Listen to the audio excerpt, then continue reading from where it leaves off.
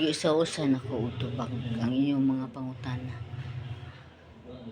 Sa unang paglarga niya ug hantod sa iyang pag-uli. Mismo ako daghang kaig mga mensahe nga maabot nako nga maapitan ang akong anak to sa gawas nga mao na hinuy para nila mo noy bati kay napasagdahan ko.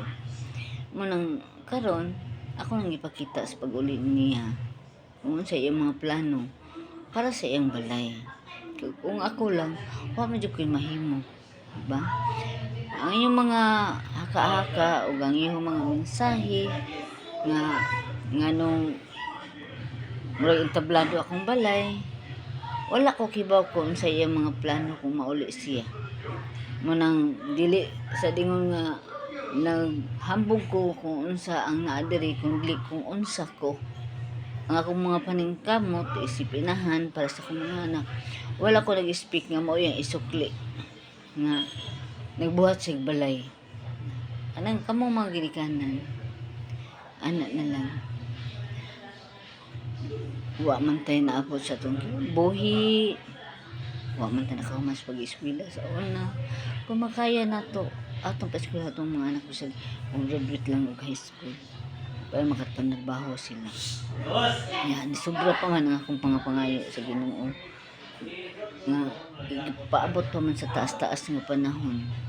Niabot na sa punto nga naningkamot siya nga naabot sa ning mga pangandoy sa kinabuhi nga mabuhat sa balay para sa ginikanan.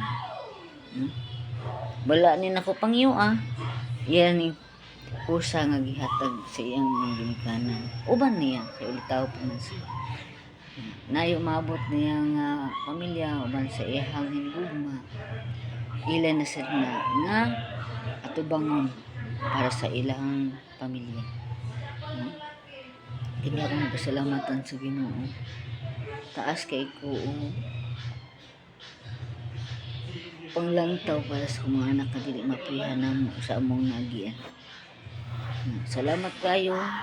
Husband ko, dili dato akong anak.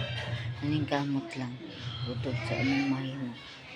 Naningkamot ko kutob sa akong mahimo nga mapaedukar sila uban sa pagtabang sa mga tao nga nasa akong palibot.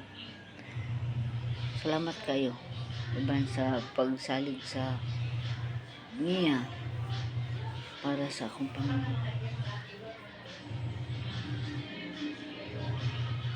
Kini lang ang timan-an.